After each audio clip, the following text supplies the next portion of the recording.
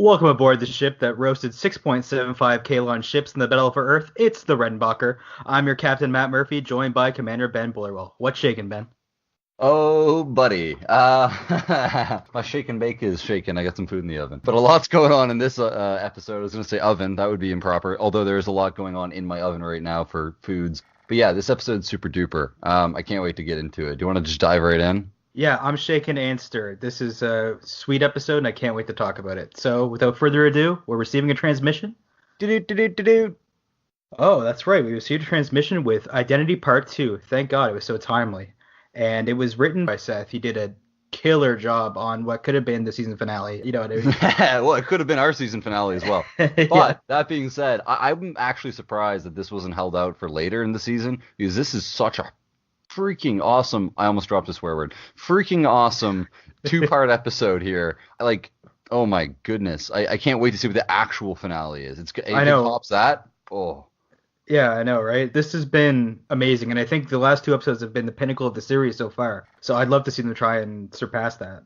yeah, if they can top this, man, oh golly. I mean, I'll be here for season 3 anyway, but Yeah, we're you not going know. anywhere. It felt like episode 9 of a Game of Thrones season where like the epic battle happens and then you're cleaning up the pieces next episode. It was awesome.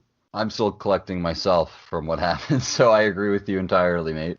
There's an opening scene with the Orville. It's being closely followed by the Kaelin Armada, which is where we left them last week, and we find that the crew's being held in the shuttle bay. Well, they're still continuing on their way to Earth, and things are not looking too bright for our crew. No, they're discussing a way to get out of the situation, and Ed knows the Kaelon need them alive for some reason, so they have some room to play without getting shot immediately for trying anything. Ed's like, yeah, they still need us for some reason. So Kelly's like, what are you doing, Gordon? Gordon starts strafing away. Gordon's like, I'm gonna go try and get some answers. And, they're skeptical, but he goes over and he starts shooting the Shiat, if I may, with the Kalon guard. And Matt, why don't you fill us in on what happens there? Gordon goes, hi, excuse me, hi. I'm Gordon Malloy. I'm the helmsman of the Orville. How you doing? So, I'm from New Jersey, and obviously you've never been there before, but from the little I know about you guys, you'd probably dig it. Yeah, people like to tell it like it is. It's right to the point. No BS, just like you. Springsteen was born there. Good bagels, too. At this point, I thought, oh, good bagels? This whole invasion's over. They'll be Wait united. a minute, y'all got bagels? Like, this is actually a decoy, exterminating biological life? No, no, no. We're trying to find the best bagels in the gosh dang galaxy. Yeah. Oh, the best bagels. That is only logical to go. No. We So must preserve them. yeah, good bagels too. He clears his throat and says, so anyway, what I'm trying to say is, how about you and I just get to the point, huh? What are you gonna do with us? And then he looks at the Kaline. There's nothing. He's getting nothing from the guard, and he goes, okay, I'm glad we talked, and walks away.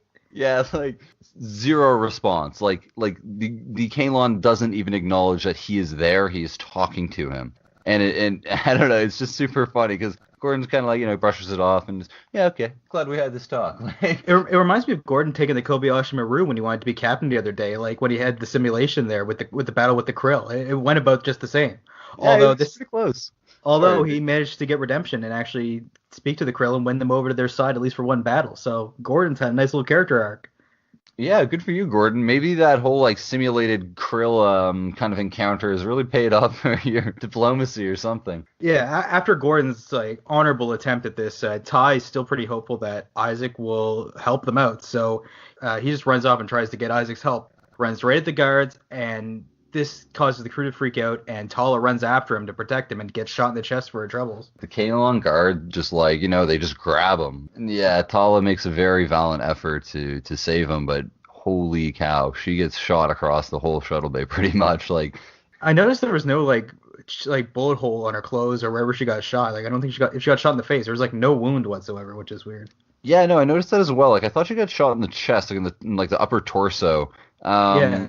But like, yeah, later we see her in sick bay after like Ed and everyone convinced the Kalon to allow them to give her medical attention, and she looks unscathed to me. I mean, I'm not judging, but like, come on, you could have just smeared a little something over her chest, like a little burn, like simulated burn, on like the actual uniform, because she actually mentioned she's like, I don't know what they use in the weapons or whatever, but they hit like a freight train.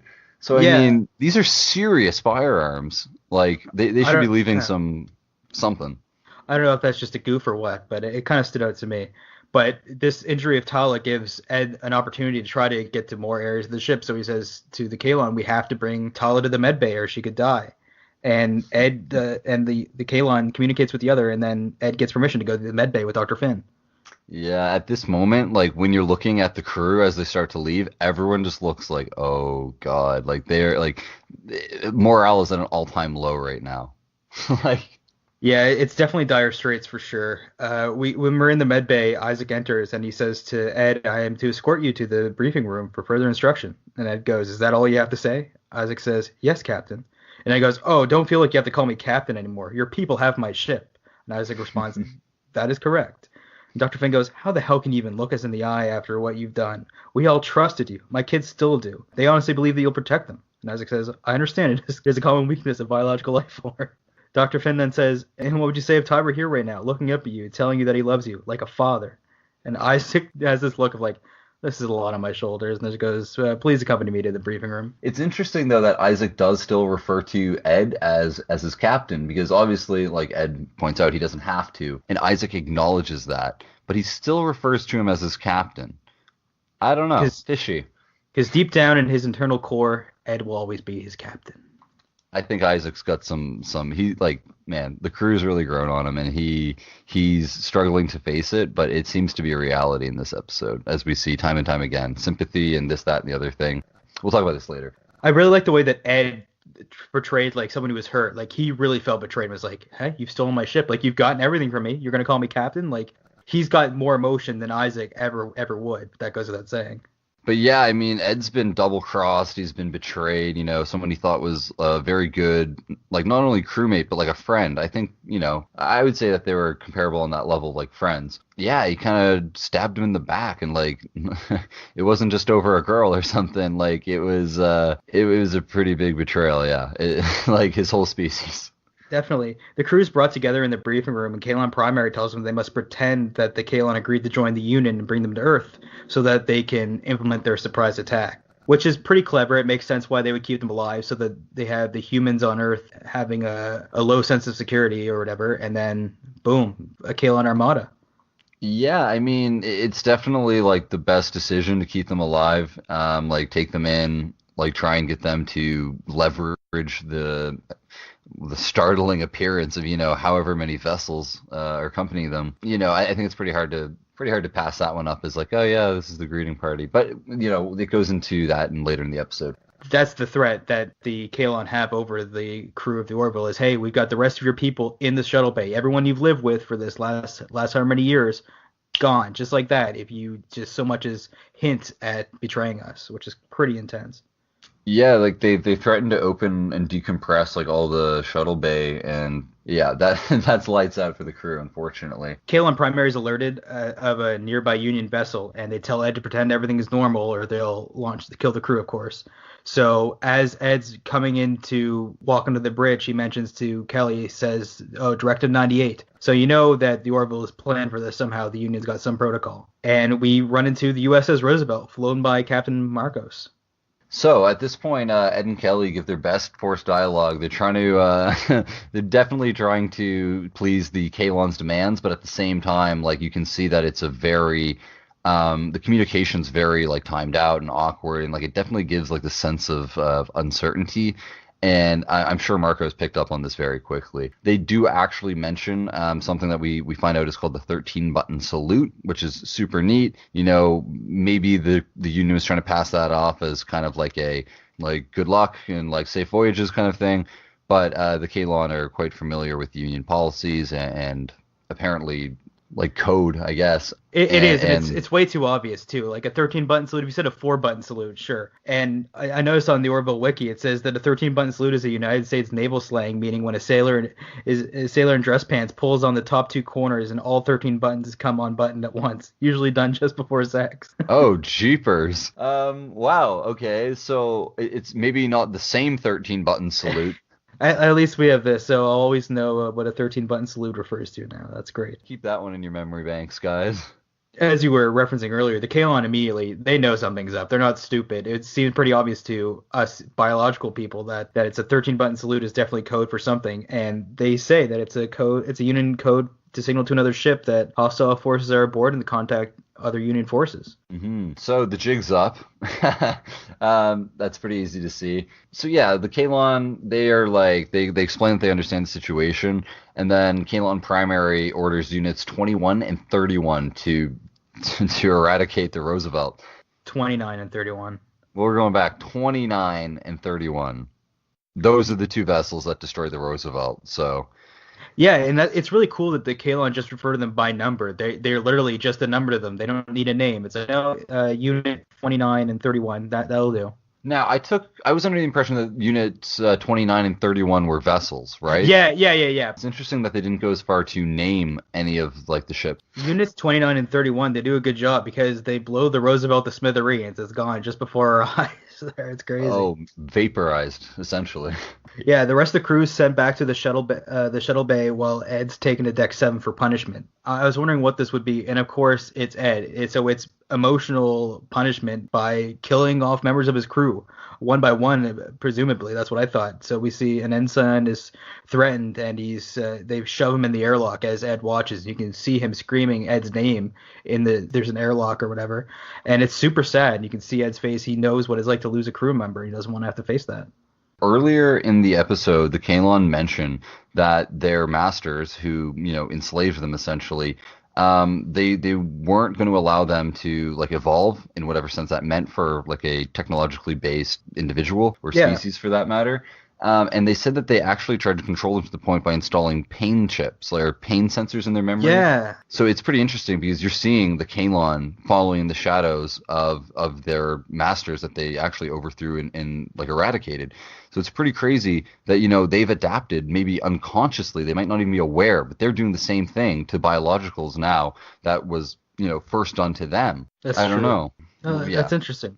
The ensign who's sucked out of the airlock, he's played by Mark Mamone, and he's a production assistant on the show, and I think he does a lot of stand-in work for Seth as well. So hopefully he gets more extra roles or something. I don't know. Poor guy. Yeah, it was pretty brutal seeing him floating around out in space there. I mean, this is another thing I kind of want to ask, like if any of the listeners know. Like, I'm not an astrophysicist, I don't know anything about space, but I was curious because I'm under the impression that there's such a strong vacuum in space that one would kind of get like torn apart more so, or like implode on oneself or something.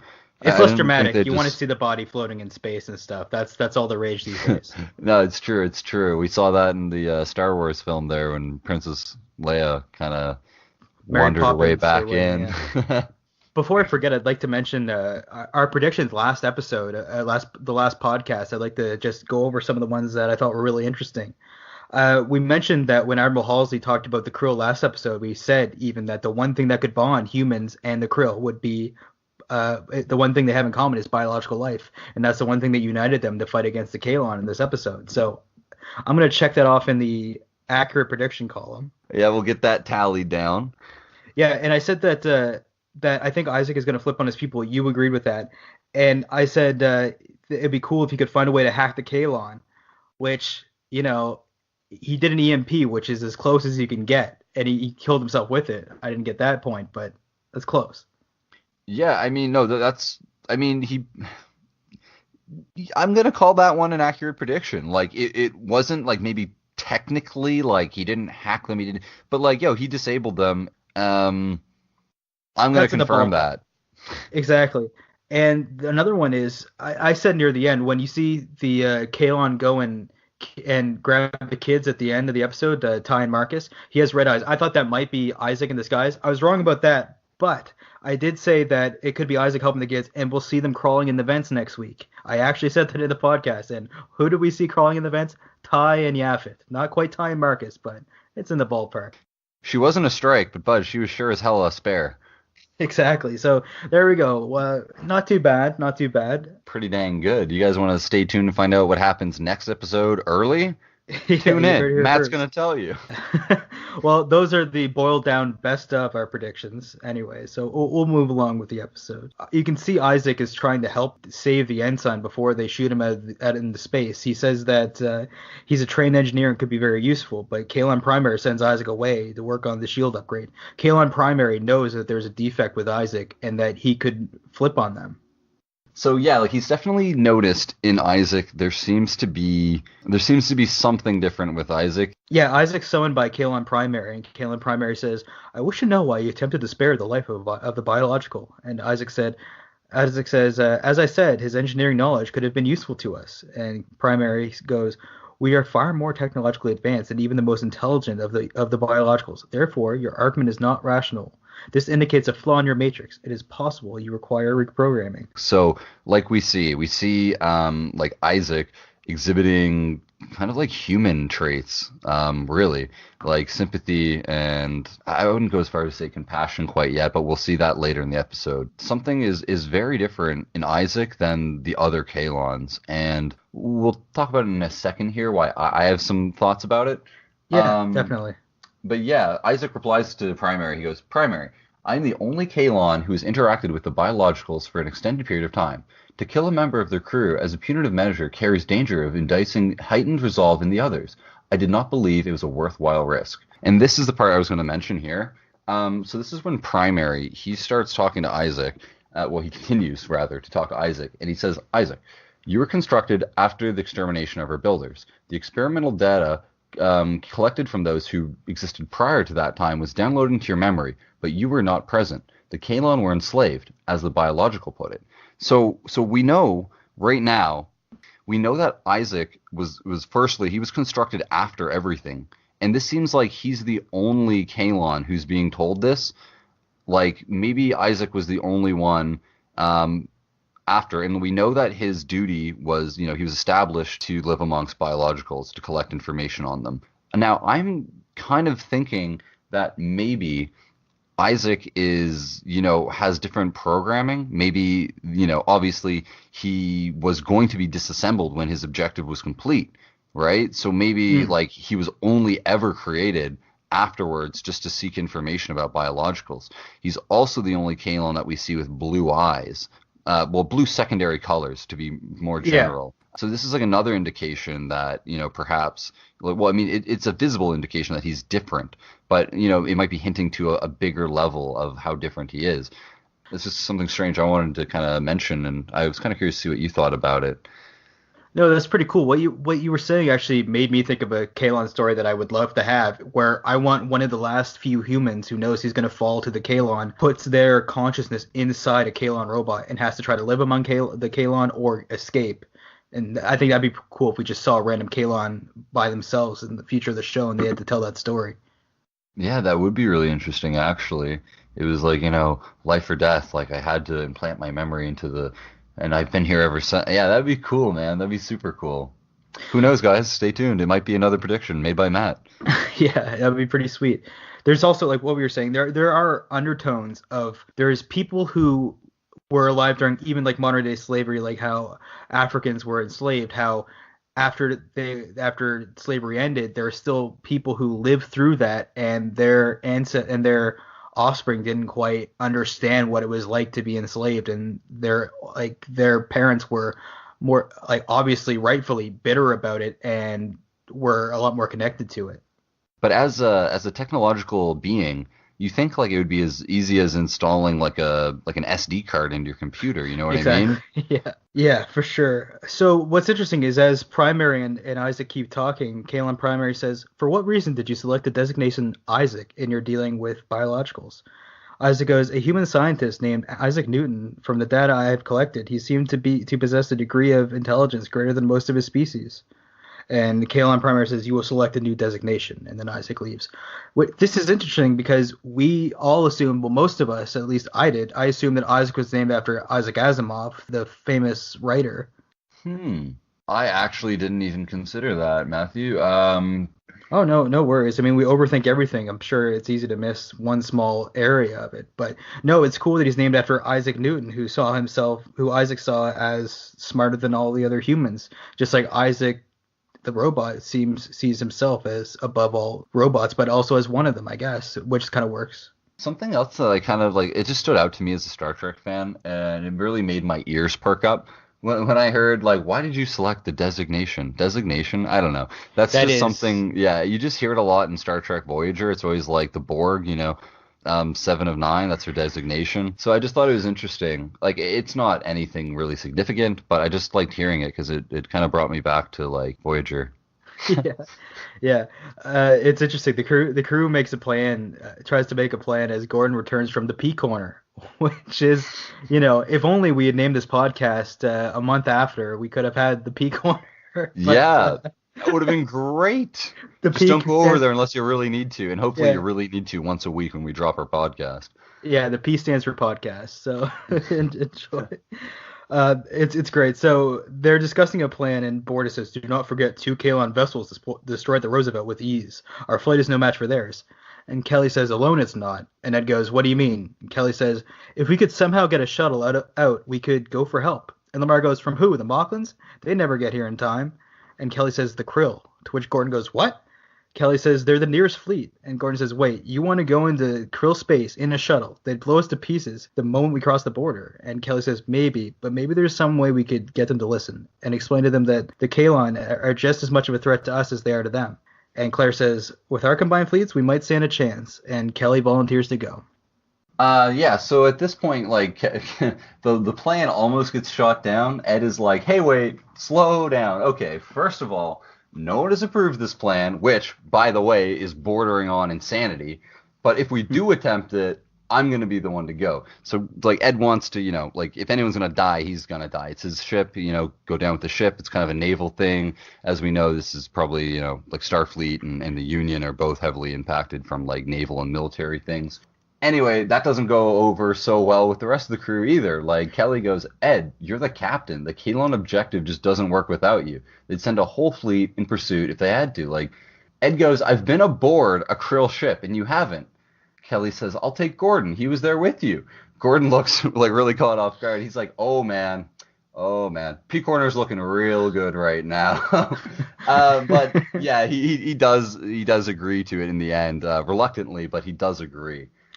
It's interesting. Lamar mentioned the Mocklins earlier on, and I kind of realized that the Mocklins and the Kalon are very similar in a lot of ways, where the Mocklins are mostly just a male species. The Kalon seem like they're all just one gender. I don't even know it's male, but the voice sounds male. So I could almost see like an unholy alliance between the two, where the Kalon could manipulate the Mocklins and just say, "Oh, the Union says they want to work with you, but they do not accept your beliefs and do not punish people the way you do, and they choose to try to change your child's gender or something like that." And they could easily work on what the Mocklins disagree with on the humans, and then there could be a war. Well, even Ed and Kelly said it, like an episode or two ago there, when they're like, you know what, they're at like the dinner table or whatever, and they're talking about how they have so much like so many differences in culture, like between the Mocklin and the humans. They say like even down to like their fundamental core beliefs. So I mean, hell, who knows really? Like maybe the Kalon and the Mocklin have more in common than the humans and the Mocklin. Sounds like it. Ish, yeah. Yeah. After Gordon and Kelly agree to go on their suicide mission, we have a commercial break, and then when we return, we get my favorite sequence of the episode. Kelly says, now be damn careful, Yaphit. These guys are fast and they're deadly." And Yaphit says, "Okay, I'll do my best not to get killed. See you soon, I hope." And he goes crawling through the vent. Like, I love Norm Macdonald's voice. He's saying, "Well, all right, I guess I'll try not to get killed." And We'll see you soon. I hope. and then we get live soft, die hard. We get Yaphit going through the vents like he's John McClane there. It's fantastic. Yeah, no, I love that. It's like a child-sized Jeffrey tubes, like but and the Yaphit size, I guess. Yeah, yippee-ki-yay, mother flubber. Whoa! Yeah. I really wish Robin Williams was like the official creator of Yaphit because he made Flubber as well. I'm hoping they do that someday. It'd be a nice comic book kind of mashup. Once Yaphit gets through the vent, he throws like a little metal filing, and a Kalon goes for it. And then Yaphit says, "Hey, Baldy, you want to buy a toupee?" And then he shoots a Kalon right in the, I don't know if it was right in the face, but he shoots a Kalon and brings the blaster back to Kelly. And Kelly says, "Nice work, Yaphit." Yaphit saved the day, really. The crew would still be stuck on the Orville. Actually, Earth would probably be decimated if it wasn't for Yaphit. I'm waiting for his medal ceremony. Like Yaphit, as far as I understand, he's an engineer. Am I correct? I believe I he's think an so. engineer. Damn, man, he's no security officer. He's no red shirt. He doesn't even wear a shirt, but he shoots like a madman. That was Like that, a round of applause for Yaphit. Clap, clap, clap, clap. Like Yeah, I you've gone wish above and beyond my expectations of Yaphit's capabilities. I want to see him do like a goo cartwheel to like avoid bullets and then jump in somebody or something. It's Just great. like big openings in his flubber stuff, just floom, floom, floom, bullets just flying through. Yeah, the sound effects on Yaphit like going through the tunnel were superb. They were fantastic. It kind of reminds me of when you're a kid and you're trying to eat Jello without a spoon out of the little plastic cups, and you just put your mouth in it, like. Yeah, yeah, those were the sounds precisely. So after Yaphit brings the gun back, Ed says, "All right, Bortus, you're only gonna get one shot at this." And Bortus goes, "I will not fail you." And he takes out the two Kalon guards, and now they're in business. Double kill right there, man. He like, whew, Bortus. I love the teamwork element of this episode. I love seeing everyone play their part, and it all worked out. Like it was like Lord of the Rings or something. It was so epic. Yeah, no, you're right. Actually, even like Ty. I mean, we'll get into that in a bit there. But like, yeah, everybody does such a good job of what they can do, like what's within their reach, I guess. Excellent teamwork on the Orville. Excellent. Not quite as good as things run here on the Redenbacher, but Oh no, oh no. you know. So as Bortus takes out the two guards, Lamar activates the force field and Tala opens the bay doors so Kelly and Gordon can take off on their suicide mission. And they attempt to fly out of the ship while it's in quantum speed. Gordon says that no one's ever done this before. They say on the first day of flight school never to try to do this. So of course they try to do it, and they escaped. It looked pretty badass. And as they were trying to escape, Kalen Primary tried to override the force field in the bay doors, so the doors are closing right as they squeeze out. It was a nice shot. Quicker than the Kalon could react, and I mean they're machines, so that's that's pretty good, really, right? Definitely, It's definitely. like beating a computer at chess or something. Yeah, they set a course for Krill Space as Primary tells 15 to pursue Kelly and Gordon, as more Kalon forces are sent to the shuttle bay. So what we get back to is we're back in the shuttle bay now, and there's about we have 2 minutes approximately before a fresh crop of Kalon are going to be coming, quote unquote, bursting through that door. Yaphit. So they're going to try and get a message out. Lamar says, like, what if you had someone with you who could scramble the frequency at random? You could increase the odds that the Kalon would think it's just like cosmic background noise. So they think that's probably like the best idea. But the problem there is that like the conduit is only half a meter. And I mean, I don't know about you guys, but I think my shoulders are quite a bit wider than a foot and a half. So I'd be useless if I was on board, that's for sure. It's young Ty Finn to the rescue. Ta-da! I love how Claire even uses like his full name, like "You be careful, Ty Finn," like he's like Luke Skywalker or something like that. It's like what I want to know is where's his middle name? Exactly. That's another episode for another time. What's cool? My dad mentioned this when I was watching the episode. He says, "Why don't they just go to the holodeck and use the simulation to make them look like Kalon?" I was like, "That's genius. That's really smart, actually."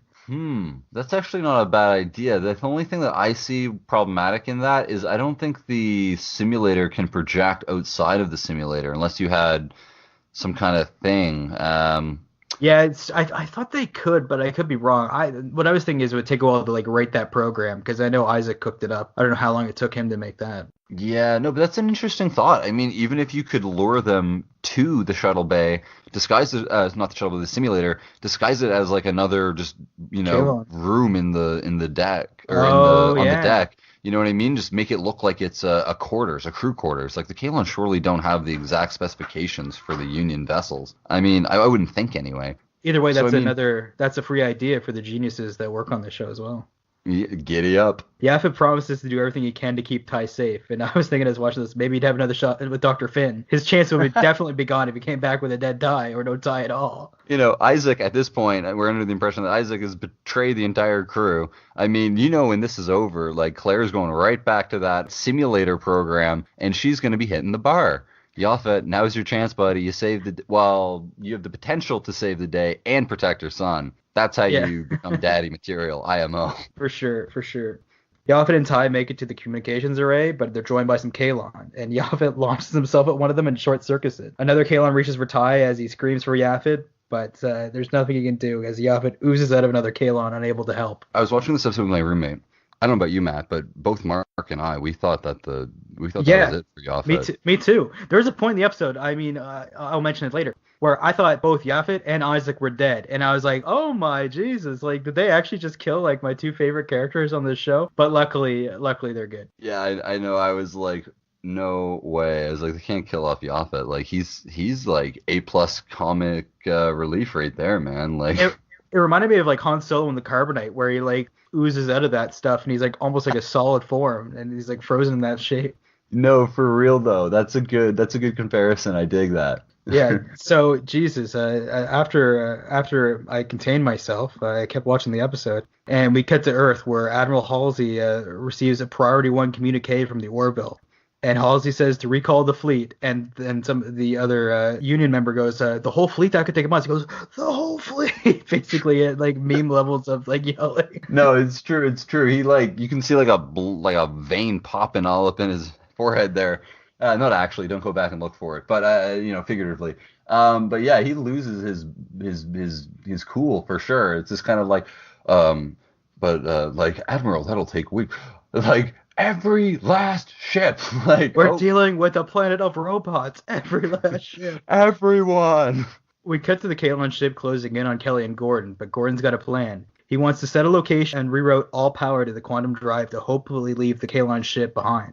This point, like they get it. Like the ship shoots through space, like barely staying intact. It's flipping, it's twirling, it's going on and on and on. But it's so cool. Like I love just like the animation. Like I just love the visuals that's produced there. Like it really looks like they are just flying and leave the Kalon in the dust. They do.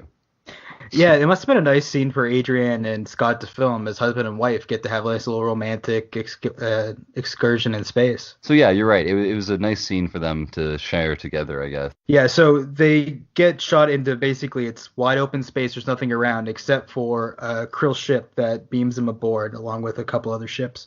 It's funny because like right at that moment, it's kind of like, where are we? It's Gordon's, I don't know. All systems are dead. Kelly's like, are we inside Krill space? Like, can you tell by the stars? And Gordon's like, yeah, well, I'm not really good at that. If the Big Dipper's not there, it's kind of useless. Yeah, it's then they're brought into Captain Dalek's chambers, and they try to convince him that the Kalon are after them, but they don't buy the story. They think it's an elaborate ruse from the Union. Right as Kelly and Gordon are taken away to the prison, the Kalon ship catches up to them, and they immediately the Krill kind of know that they're telling the truth. Yeah, there's a moment in Dalek. Dalek. Yeah, he's, he mentions, he's like, oh, why should we believe a godless race like you? And then, they're trying to reason with them. They're like, would we really be doing this? Would we really? Come on, like, blah, blah, blah, blah, blah. Like think logically. And he goes, take you back to Earth, where your fleet will no doubt be waiting in ambush. Gordon is just so done. Like, I actually screen capped this, and I actually wrote a little caption over it. I might share it later. It's funny. I'll probably post it on the Instagram. Yeah. But Gordon is just like, dude, are you high? Why the hell would we come all the way out here or in nothing but a shuttle if we were lying? And he mentioned something about being a godless race of sub-creatures, well-trained to lie and deceive. Gordon, he doesn't even really respond to that. He's just like, see, Avis, I told you I wasn't making that up. Yeah. It was good stuff. I loved that scene, man. I'm sorry to interrupt you and bring that up, but I didn't want to skip that. I love that scene. I never minded having more Gordon in my life. He's fantastic. Later on, we find that Isaac has been called by Kalon Primary, and once he enters the other room, he's greeted by Ty. And Isaac says, "Why have you brought Ty here?" And Primary says, "He was attempting to send a message to Earth." Isaac replies, "Did he succeed?" Primary says, "There is no evidence of an outgoing signal in the logs." And Isaac says, "Then all is well. I will return him to the shuttle bay." KP says, "You will not. He is to be terminated." And Isaac says, "That does not seem to be a necessary course of action." Kalon Primary says, "Are you experiencing sympathy?" Isaac says, "That is not possible for a Kalon." At that point, I think he kind of knows that he's saying it because it is logical, but I think he knows he can experience sympathy or the robotic equivalent to it. And Ty says, "Isaac, help me, please." Isaac says, "I will take responsibility for him. I will ensure he does not attempt further noncompliance." Now, this is also interesting because Ed does this for Isaac later on in the episode where he takes full responsibility for Isaac and puts his head up, goes out on a limb for him as well. Yeah, I didn't really make that connection myself. Hey, that's a good one. I really like that. It's like poetry, it rhymes. There you go. Something I did want to mention in that scene there when obviously Isaac is showing sympathy throughout little pieces of sympathy throughout the episode. He's trying to reason. He might be trying to get Primary to think differently. But yeah, when Ty really calls out for him and Isaac, please help me. And then Isaac tries to take full responsibility and actually later does. A few seconds pass and then he does. through the most extreme means I would have ever assumed. But yeah, so like Ty directly calls out to him, like screams to him, like for help. And I think that's where Isaac's breaking point does lie. He can't kill Ty. Like there's something, I don't know if it's love, I don't know what it is, but something is holding him from killing Ty. Yeah, there's definitely something. Kalen Primary says that is insufficient, and Ty says Isaac. Isaac says Primary, there are other options, and Primary says you will now terminate the human. If you do not comply, you will be deactivated. Isaac says very well, and then he rips out the Kalon Primary's head and takes out another Kalon. And Isaac says deactivation complete. I will not allow them to harm you, he says to Ty. This was a badass moment. Yeah, this really, I mean, I really didn't want to think that Isaac would ever kill Ty, but like he has his, what I've been referring to as eye guns out, and I don't know if he was questioning himself in that moment. I don't know if that's really possible for Kalon, but we've seen Isaac is much more than the average Kalon. But yeah, holy cow. It's like one of those finishers from Mortal Kombat. He just rips the guy's head off, and It there's like was a a little, fatality. yeah, there's like a little, there's like the whole, I'm going to call it a spine. It's not a spine because they're Kalon, but I'm going to call it a spine. Like the whole, like the bits of the, man, whew. Fatality. It was epic. No, it was ridiculous. It was amazing. And then we see Kalen Primary's head on the ground. It says one last word to Isaac. It says, "You will always be alone." Oh, that's like chilling just hearing it. Just I like was about to say that. It gave me the creeps, man. because he will be alone no matter what you do now. The Kalon people they will not accept you, and you are alone. You are a stranger among other biological beings. See, this goes back to me talking about how, like, when Isaac was made after everything happened, like, Yeah. maybe Isaac is just, he's engineered differently. He has different programming or subroutines or whatever you want to refer to it as. But when, like, the primary's head just goes, like, you will always be alone. Does that kind of mean that, like, he's always been alone and it'll always remain that way? Like, maybe I don't know. Like, it was just kind of a weird thing because it almost felt like more than just like your actions have consequences. It almost felt like I knew this was going to happen, and you've always been different from the other Kalon, and this is just evidence. I don't know. It'll definitely be brought up again and might be explored further in like a story for Isaac. It would be interesting. I'd very much like to see that happen. After wiping out Kalon Primary, Isaac enters the bridge and kills all the other Kalon. He programs the ship's internal communications network to broadcast a wide-range EM pulse throughout the ship, deactivating every Kalon on board. To which Ty says, "And then we're all going to be okay?" Isaac says, "You will be unharmed. I, however, will be deactivated, along with the other Kalon." Ty goes, "But I don't want you to die." And Isaac says, "It cannot be avoided. It is the only way for the crew to take the ship." He then tells Ty he will have to go down to the shuttle bay and open the doors. He also tells Ty to tell Dr. Finn that he is sorry. And Ty says, "Isaac, we love you." And Isaac looks back and sets off the EMP, killing himself and his people.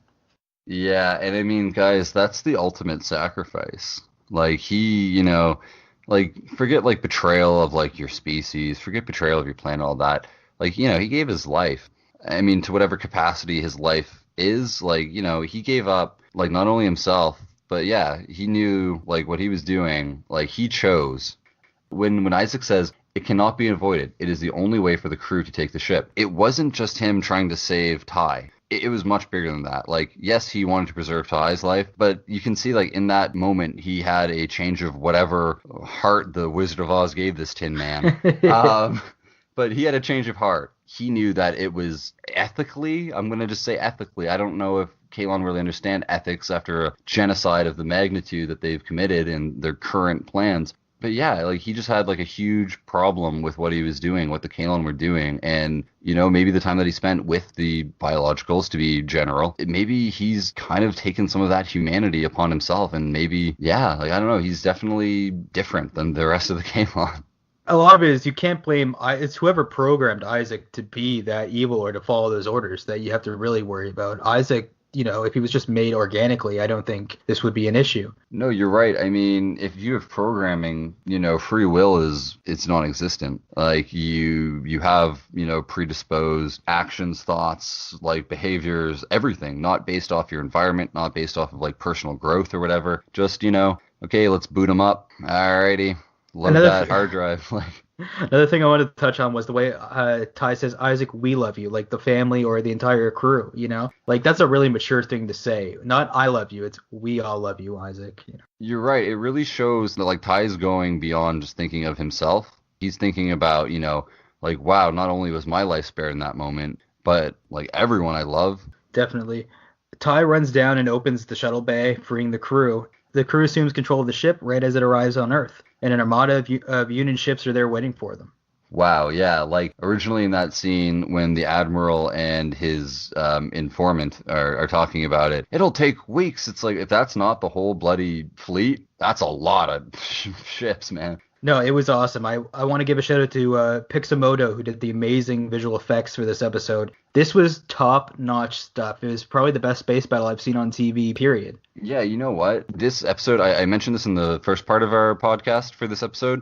Like, it just feels so Star Warsy. Like, they've done such a good job. Like, I don't know. Like, I just love that space battle, man. Like, it was so action-packed. There's so much going on. And yeah, like, hats off to Pixmoto. Phenomenal animation, phenomenal effects. Like, wow. There was definite Star Wars influences once we get to Gordon on the ship and the shot from the Oh cockpit. my God. That was so Star Wars, but it was fun. This show's managed to be the perfect successor to Star Trek as well as Star Wars with this episode. It proved that as well. Yeah, I would agree. The Orville, just don't underestimate it, guys. Like, if it has the fan following, if it has, like, the production budget, we've seen some phenomenal things happen today. Definitely, definitely. So it gets real. This is where the fight starts. It's like a full-fledged space battle for the next 8 or 9 minutes, and it's awesome. We see Ed. This is, I think, one of the best jobs he's done as like a captain as far as commanding the crew and doing really cool like strategies in war, which I enjoyed. You're right. You get to see some like tactical operations. The eeny, And meeny, yeah, it's miny, cool. mo tactic, which is never fails. Yeah, I mean, I'm sure the Kalon knew that one too, but unfortunately, He's they using the recognized eeny, 13. meeny tactic.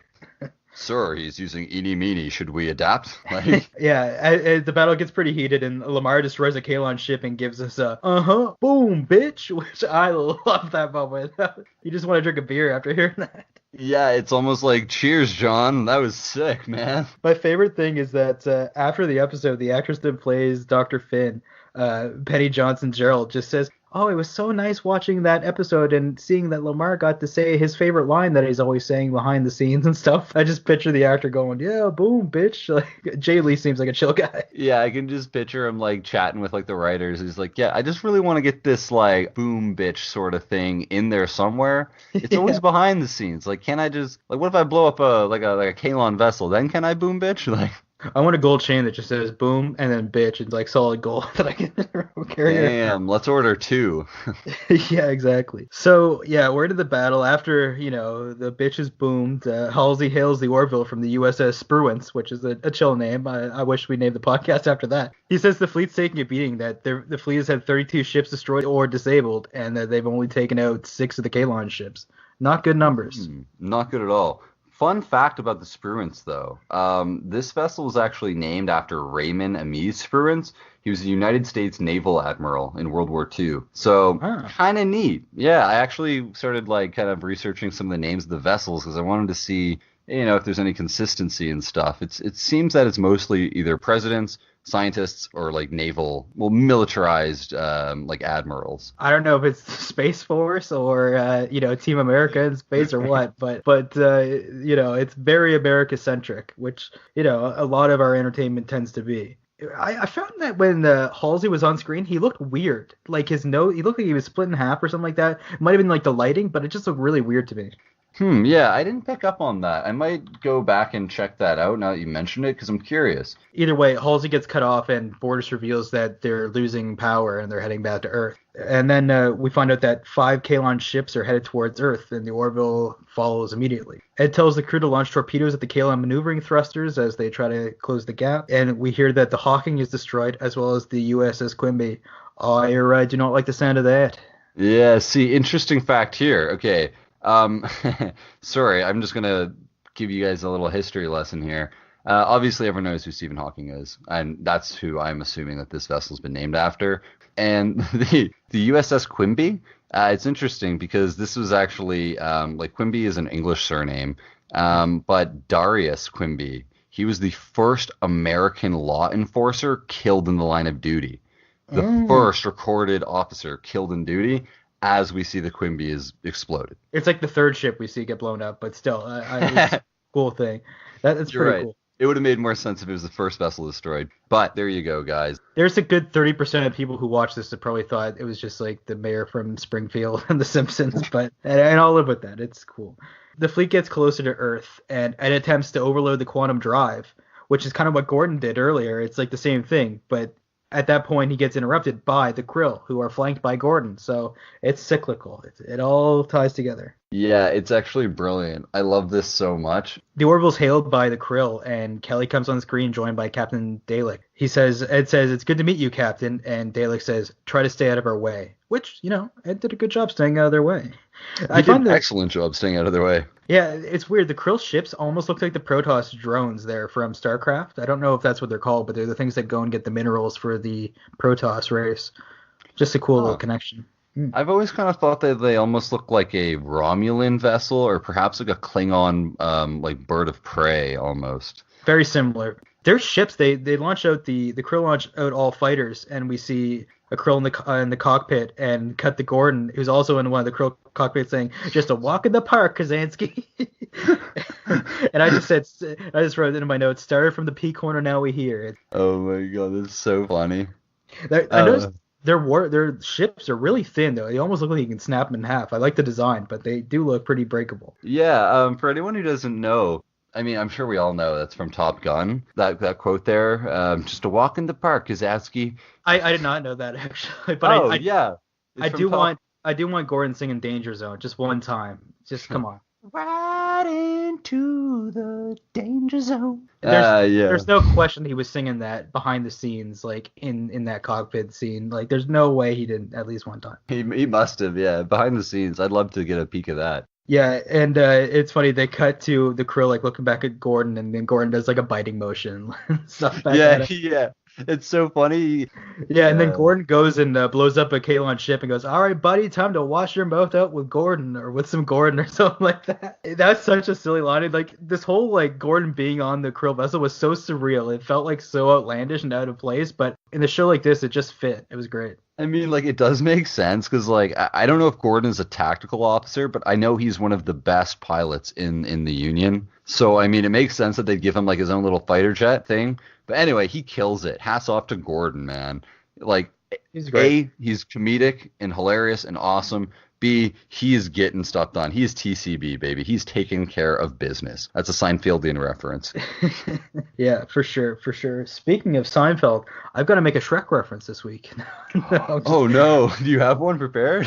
That's going to be the challenge of this Shrek reference, is that I did not. So I will just mention that how it's Isaac is a lot like Puss in Boots. How he acts like he doesn't fit in, he's not one of them, but he very much is one of them, and they love him as much as Donkey or Fiona or anyone else. So that was the fourth Shrek reference of the week.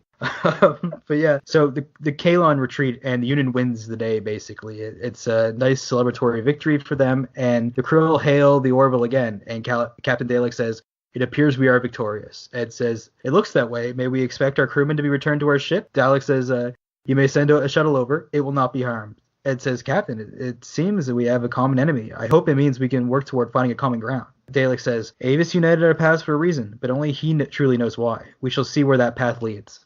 So they got Avis on their side. Yeah, I mean, like, it's not like a clear, like, we're going to be best mates, but it's definitely like they have reason to believe that their paths were not crossed, just coincidence. And I mean, as we know about the Krill, like, the very little we really know about the Krill, we know that they're extremely religiously influenced. And if they believe that Avis has, decided that their fate is to help the Union and see where things go, that's excellent. That's more than we could ask for in prior episodes. Yeah, exactly. Then we cut to the med bay, and we see an unconscious Isaac, and the crew is contemplating the repercussions in reviving Isaac, and that's if they even can revive him.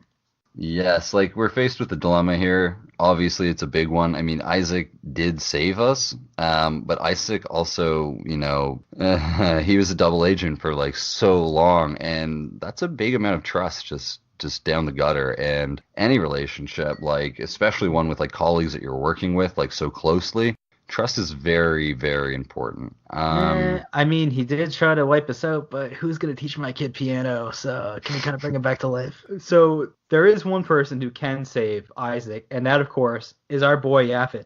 And Yaphit says, "Ooze right inside one of those bastards and shortened him out from the core. Almost fried me and put me out of commission for a bit, but it worked. When I was in there, I got a good look at his guts, and so he knows how to go in there and do it." Now, I said a few weeks back that there's a weird symmetry between Isaac and Yaphit. How one's a biological being and one's like a robotic being. And look, it takes one to save the other. So you tell me. You tell me. Yeah, no, you're right. They have like this strange like thing going on between them, some strange energy or something. By the way, I was so relieved to see Yaphit come back. Like I literally thought that that was the end of Yaphit. I was like, oh my God.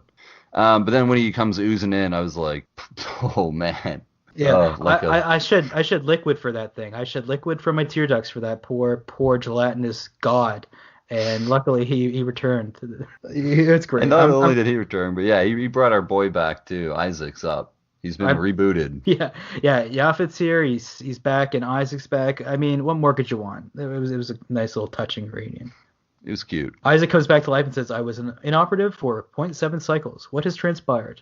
Quite a bit has transpired.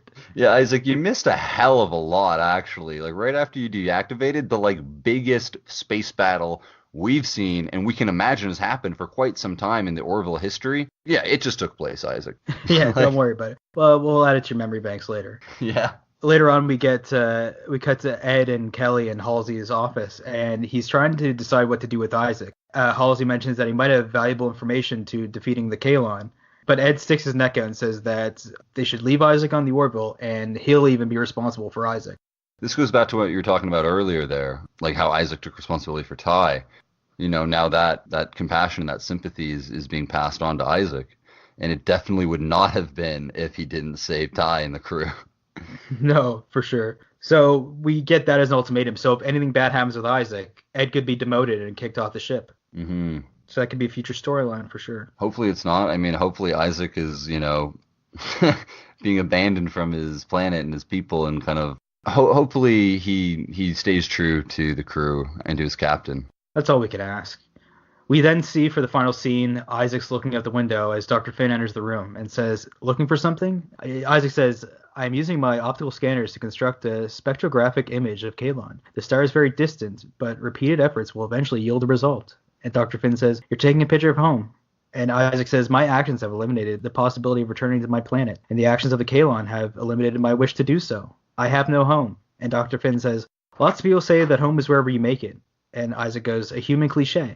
And Finn says, "Cliches become cliches precisely because they're valid enough to bear endless repetition. I understand you're alone in the universe, and for a time, that's something you'll have to live with. There's an old human custom called forgiveness. It too takes time, but it must have a beginning.